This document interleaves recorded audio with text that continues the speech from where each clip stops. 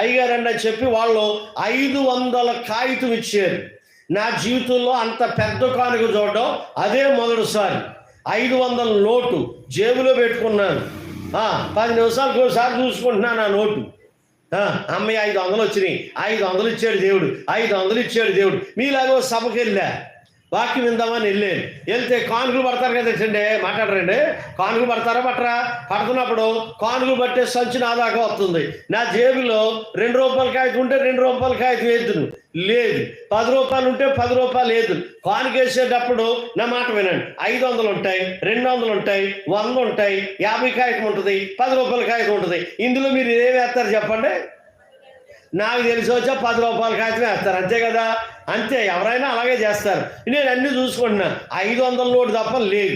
మనసు అంటుంది 500 ఇచ్చేయి. ఇంకో మనసు అంటుంది అమ్మ బాబా 500 అనిపిస్తుంది. ఆడేమో దగ్గరికి వచ్చేస్తున్నాడు, నా ఇంకే చూస్తున్నాడు. ఆడు తీయడం, మళ్ళా లోపల పెట్టడం, తీయడం, మళ్ళా లోపల పెట్టడం, ఇలా జరుగుతూ ఉంది. అప్పుడు నాకు మనసు వచ్చింది, దేవుడు ఇచ్చిందే కదా, దేవుడు మరలా ఇస్తాడు, పోయిందే ఉంది అని చెప్పి రాగానే 500 ఇచ్చేసాను. దేవుడు నాకు 2000 ఇచ్చాడు. దేవుడు స్తోత్రం. నేను ఇచ్చింది ఎంత? 500. దేవుడు నాకు ఇచ్చింది ఎంత? మాట్లాడండి. అందుకే అన్నాడు ఇక్కడ, నీకు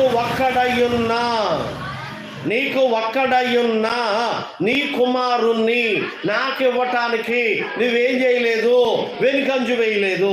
మీరు ఏమంటారు తెలిసిన? పాటలు గారు అందరూ ఇవ్వమనే చెప్తారురా, ఇందులో ఉంది. మరి మేము ఏం చేయం?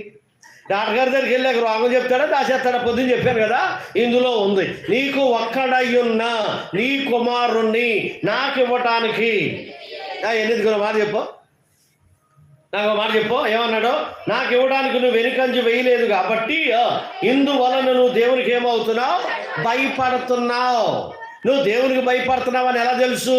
నీకు ఒక్కడయ్యున్నా నీ కుమారుణ్ణి దేవునికి ఇవ్వడానికి ఏం చేయలేదు, ఆయన వెనుకంజు వేయలేదు. కాబట్టి అబ్రహాం ఎవరికి భయపడ్డాడో? దేవునికి భయపడ్డాడు. మాట నమ్మలు జాతకున్నారు. మీరు 2 సెంట్లు స్థలంగా అన్నారు, నా మాట వినాలా? ఎన్ని సెంట్లు? 2 సెంట్లు స్థలంగా అన్నారు. సెంటు వచ్చి 5,000, 5 లక్షలు. ఇప్పుడు 2 సెంట్లు ఎంత? 10 లక్షలు. ఎప్పుడు ఇచ్చో కూడగట్టుకుని 2 సెంట్లు స్థలం కొనుక్కున్నారు, ఇల్లు కట్టుకుందాం. ప్రభువా 2 సెంట్లు స్థలం ఇచ్చావు నాయన, నీకు వందనాలు నాయన, నీకు వందనాలు నాయన అంటున్నాను. ఇప్పుడు దేవుడు వచ్చేవాళ్ళంటే ఆ 2 సెంట్ల స్థలం మీ పాస్ గారి పేరు మీద రాసేయి అన్నాడు అనుకోండి. మాట్లాడరేమండే? మీలో ఎంతమంది రాస్తారంటావు? ఒకవేళ నువ్వు ఇలా ప్రార్థన చేసుకుని మీ భర్త దగ్గరికి వెళ్ళి, ఏమయ్యా ఆ 2 సెంట్ల స్థలం అంట పాస్ గారికి రాసేయమంటున్నాడు దేవుడు, మరి అది దేవుని స్వరంగా అదే దెయ్యం. ఇక్కడ అబ్రహాం ఏమి నేర్పుతున్నాడు? నీకు ఒక్కడయ్యున్నా, నా మాట వినండి, నీకు ఒక్కడయ్యున్నా ఆ 2 సెంట్లు తప్ప నీకు ఇంకో స్థలం లేదు. రాయగలవా? ఇవ్వగలవా? ఇచ్చేయగలవా? అంటే నీకు దేవుని భయం ఉందా? ఒకవేళ మీరు నన్ను అడగవచ్చు, ఏమన్నా మీరు ఇచ్చేస్తారా? దేవుడు చెప్తే ఇదిగోమంటే నువ్వు 2 సెంట్లు ఇస్తే దేవుడు నీకు 20 సెంట్లు ఇస్తాడు. 20 సెంట్లు ఇమ్మని నేను ఎంత ఇమ్మంటున్నాడు ఆయన? అది భక్తి. చప్పట్లు కొడితే ఆశీర్వాదం రాదు, పాటలు పాడితే ఆశీర్వాదం రాదు, మోకాళ్ళు అరిగిపోయేలా ప్రార్థన చేస్తే ఆశీర్వాదం రాదు. ఏం చెప్పాడో అది చెయ్యండి. డాక్టర్ గారి దగ్గరికి వెళ్ళి నాకు షుగర్ ఉంది, బీపీ ఉంది, షుగర్ బిళ్ళలు ఇచ్చాడు. వేసుకుంటే షుగర్ తగ్గుద్దా? వేసుకోకపోతే షుగర్ తగ్గుద్దా? కాదా? మరి ట్యాబ్లెట్ వేసుకోలే వద్దా? నేను ట్యాబ్లెట్ వేసుకోకుండా ఏమయ్యో డాక్టర్ గారు షుగర్ పెరిగిపోతే ఆయన ఏం చేస్తాడా? ఒరే పనికిమాల బుద్ధి లేదు, నాకు నీకు బుద్ధి ఉందా అన్నదంట. ట్యాబ్లెట్ వేసుకున్నా లేదా అడుగుతాడా లేదా? ఆశీర్వాదం రావాలంటే ఇదే స్తోత్రం.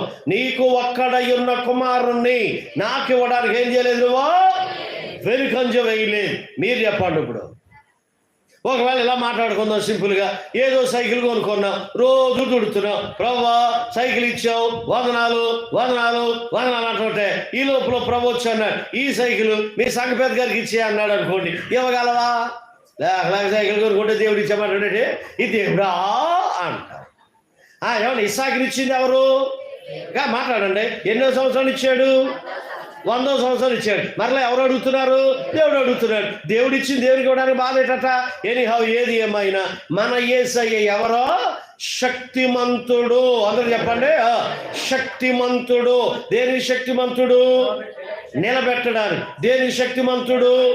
స్థిరపరచడానికి. దేనికి శక్తిమంతుడు? మృతులను సహితము లాజరును బ్రతికించాడా లేదా? యాయిరు కుమార్తెను బ్రతికించాడా లేదా? మాట్లాడండి. అదన్నమాట. యేసయ్య శక్తిమంతుడు. ఇది మొదటి మాట.